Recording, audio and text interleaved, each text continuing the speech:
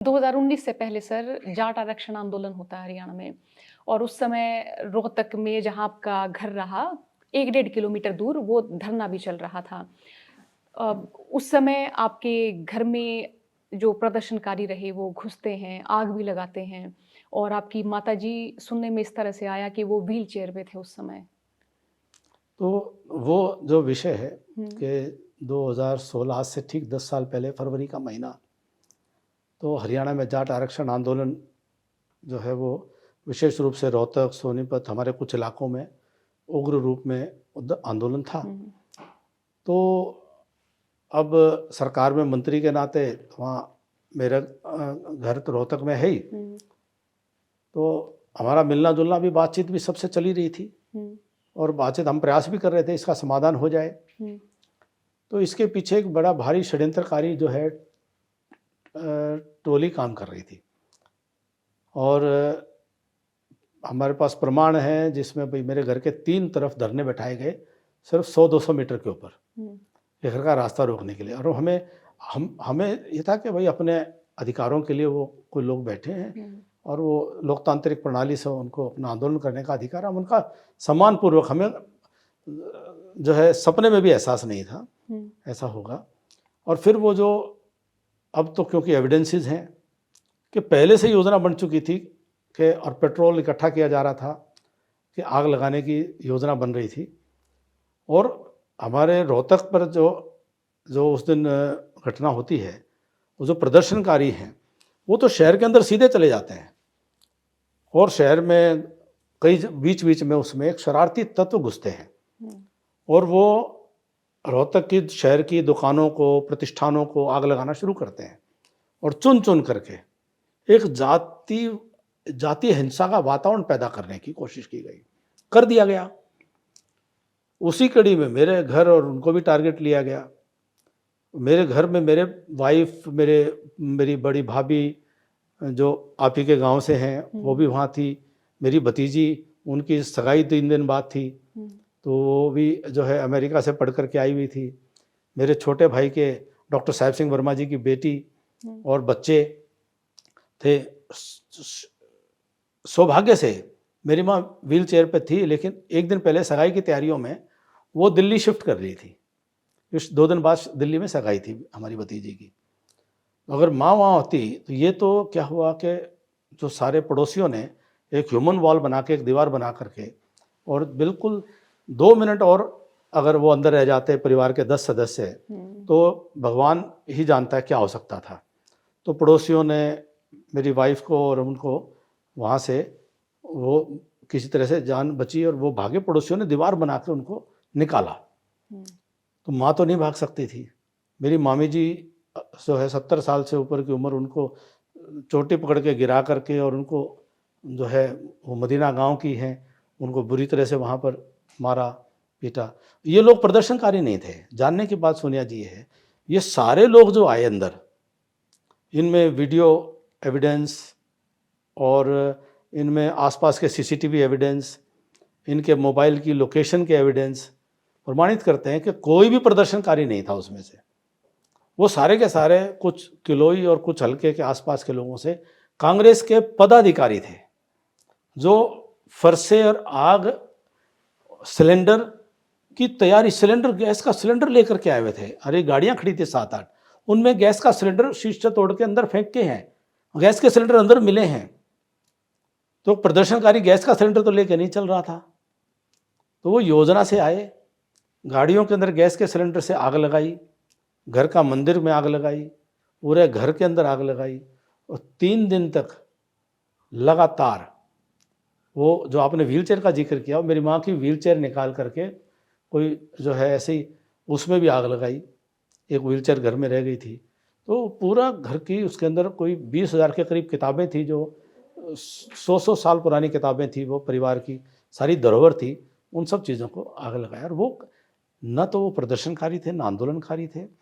सारे के सारे कांग्रेस के एक वर्ग से जुड़े हुए पदाधिकारी थे, जिनके टेलीफोन कॉल्स के भी एविडेंसेस थे और वो जहाँ रात को रुकते थे वो लोकेशन के भी एविडेंसेस थे।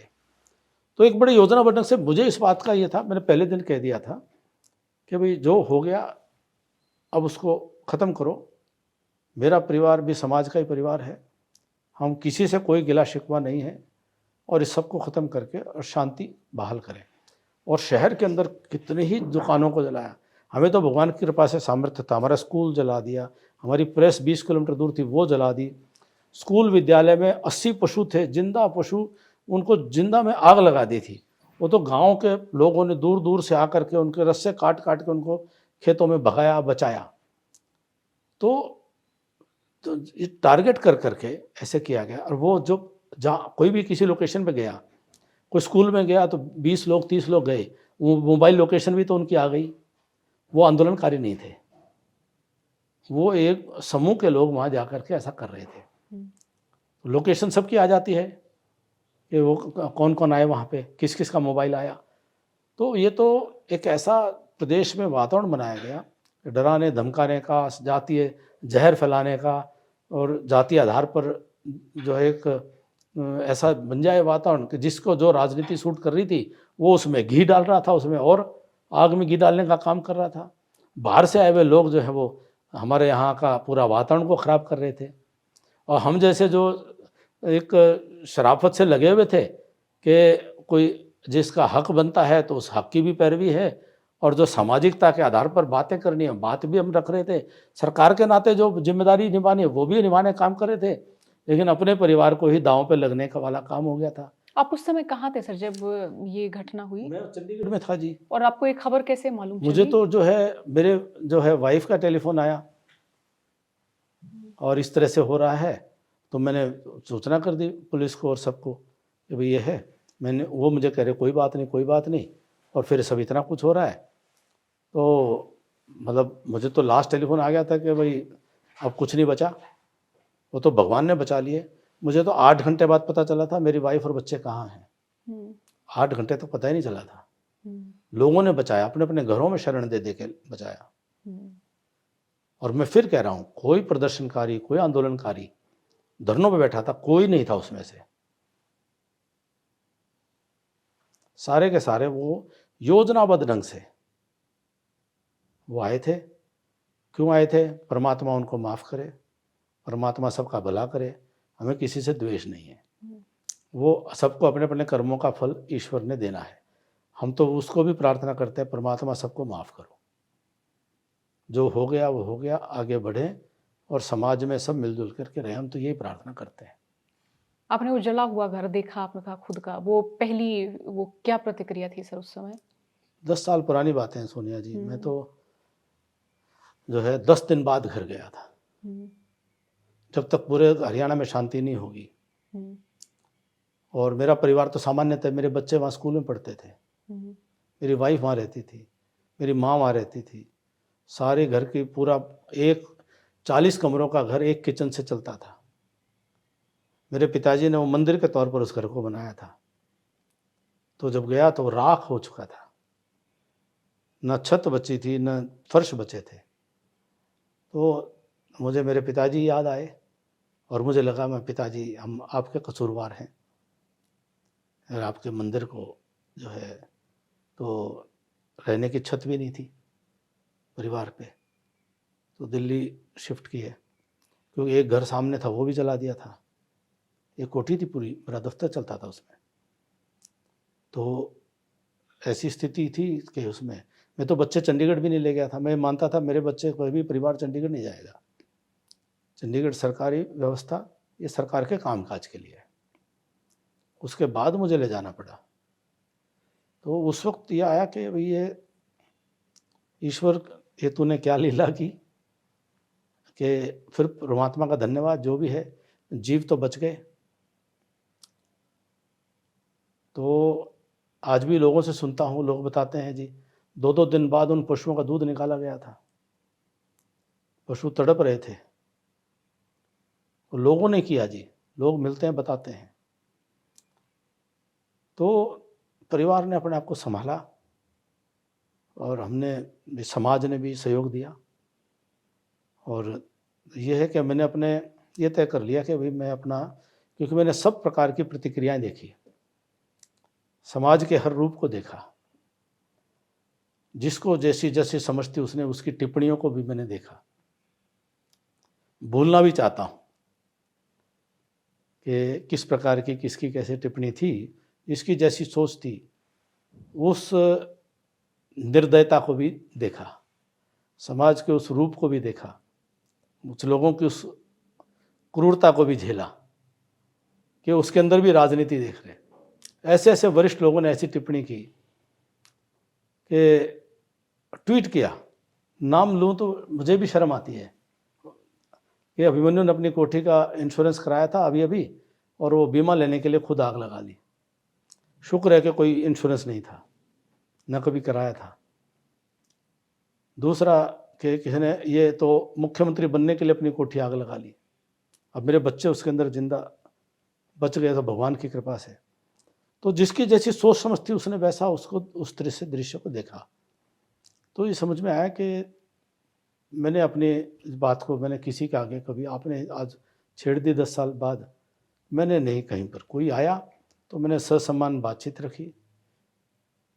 एक और प्रचार किया गया, बोले बच्चे थे जो दोषी, कोई 72 साल का था, कोई 62 साल का था, कोई 65 साल का था, कोई 52 साल का था, कोई 58 साल का था। 7 लोग तो 6 से 7 लोग तो 307 और 302 के मुलजिम थे, पहले ही केस चले हुए थे उन पे। तो ऐसे लोग जो हैं, और ऐसा जी बच्चों का ऐसा एक प्रचार, बच्चे तो वो थे 9 साल के जो है, मेरा बेटा, मेरा भतीजा, मेरी भतीजी, अरे समाज के ही बच्चे थे वो। डॉक्टर साहिब सिंह वर्मा जी समाज का एक, उनकी बेटी जो है वो भी वहाँ पर ही थी, तो वो भी समाज के ही थे। लेकिन वो जो रूप देखा सारा, तो उसको देख करके एक ये था कि भाई अपना रोना किसी के आगे नहीं रोएंगे। मुझे जिम्मेदारी मिली है, उस जिम्मेदारी को पूरी निभाऊंगा, पूरा कर्तव्य निष्ठा से अपना काम आखिरी दिन तक किया। परिवार का बड़प्पन था कि उन्होंने मुझे जो है, उन्होंने इसको झेला, सबका सब कुछ। 2016 से पहले का हमारे पास याददाश्त की कुछ भी चीज़ नहीं बची हुई, कोई भी एक चीज़ कहे भाई, कोई फ़ोटो भी नहीं, कोई कहीं किसी दोस्तों से मंगा के कुछ फ़ोटो इकट्ठी करी हैं, जो उनसे मोबाइल वगैरह पे उनके फ़ोटो डिजिटल स्कैनर करा के, कोई कागज़ कुछ नहीं, एक भी चीज़ नहीं। लेकिन हमने आगे बढ़े, ईश्वर को यही मंजूर था, तो ईश्वर अपने कर्म को फिर आगे लेके चले। 2019 के चुनाव के बाद आपने वो जो आरोपी रहे उस समय के, उनको माफ कर दिया था? सुनिए जी, मैंने तो पहले दिन ही, जो 2016 में ही पहली रात को ही बाकायदा कैमरा पर मैंने कह दिया था परिवार की तरफ से कि भाई जो हो गया, और ये हम सब समाज के हिस्सा हैं, और इस बात को यहीं समाप्त करके, हमारे मन में किसी के प्रति कोई द्वेष नहीं है, परमात्मा सबको माफ़ करे, और ये इसको यहीं पर शांति जरूरी है, सब शांति कायम करो। पहला दिन, उसके बाद भी 2 दिन तक आक्रमण और जलना होता रहा, वो सब हुआ। हमने अपनी तरफ से कभी भी, जो केस भी हुए वो भी पुलिस ने अपनी प्रक्रिया के तहत वो केस करे, और जब इस प्रकार के सारे प्रश्न खड़े किए गए कि उन प्रश्नों में इस प्रकार के प्रश्न कि हम पीड़ित भी हम और दोषी भी हमें बनाने की कोशिश की जा रही। कोई कह रहा है कि ये मुख्यमंत्री बनने के लिए कर रहा है, कोई कह रहा है इंश्योरेंस लेने के लिए इसने कर दिया। हमारे बच्चे और परिवार भी क्या सोचेंगे कि अपनी राजनीति के लिए हमें भी। तो हमने कहा भी इसके लिए एक ईमानदारी से एक जांच हो जाए, और जब मैं खुद जांच की मांग कर रहा हूं, तो कम से कम ये बात तो स्पष्ट हो जाएगी कि भी मैं एक ईमान से निष्पक्ष जांच कोर्ट के माध्यम से, मेरे भाई ने जांच मांगी, तो ऐसे बातें करने वाले लोगों के तो मुंह बंद हैं कि भी हमने अपनी तरफ से अपने किसी स्वार्थ के तहत नहीं, हम तो विक्टिम हैं, दोषी। फिर दूसरी बात है कि समाज में जिसने भी गलती की है, जब तक उसको स्पष्टता नहीं होगी कि ये किसने काम किया है, तब तक दोषी जो है सबको मान लिया जाएगा। तब तक तो सारे समाज को दोषी माने जाए। समाज दोषी नहीं होता, व्यक्ति दोषी होते हैं। कोई गलत काम करूँगा तो मैं करूँगा, मेरा समाज थोड़ी दोषी हो जाएगा। वो होने के बाद में जो परिणाम होना है, क्या होना है, वो एक अलग बात है। तो हमने कभी अपनी तरफ से सिर्फ जांच की ही बात की। कोई आया तो हमने हमेशा ससम्मान उनको कि भाई जो आपको ठीक लगता है आप बताएं, हमारी तरफ से हमारे मन में कोई वो नहीं है। जो भी कुछ सामाजिक संस्थाओं ने मिल करके जो फैसला किया, हमने उसको पहले भी हमने कहा था जब मर्जी बैठ करके फैसला करें और ये तय कर लें कि भाई ये भूल किससे हुई है, ये भी तो तय करा जाता है। उसका समाज तय कर ले। कई ना तो हम नेता- कोई माफ़ करने वाले थे, ना हम कोई माफ़ करने वाली हमारी कोई औकात है, ना हैसियत है। ये समाज का काम, समाज का निर्णय, समाज के फैसले होते हैं। हम समाज से कभी भी हट करके हमने कभी सोचा भी नहीं। अब वो 19 में किया, 18 में करते, वो 17 में करते, बहुत सारी ताकतें बहुत सारे खेल खेल रही थी। वो उन खेलों का शिकार समाज भी हो रहा था और हम भी हो रहे थे। रोहतक में सर कोठी भूपेंद्र सिंह हुड्डा साहब की रही, आनंद सिंह डांगी रहे, बीबी बत्रा साहब रहे, कई सारे नेता रहे, लेकिन आपके घर तक बात पहुंची। बहुत सारी बातें हैं, अगर अभी बताऊंगा तो शोभा नहीं देगी। किस किस के घर पे कौन कौन लोग रातों को रुक रहे थे और किस किस के टेलीफोन कॉल्स क्या, किस किस को क्या निर्देश दे रहे थे, कौन कौन लोग क्या क्या पूरे रोहतक के अंदर तांडव रच रहे थे। तो बहुत सारी चीज़ें हैं, सामाजिक मर्यादा के कारण बहुत चीज़ों में लोक लाज के कारण से चुप रहना पड़ता है।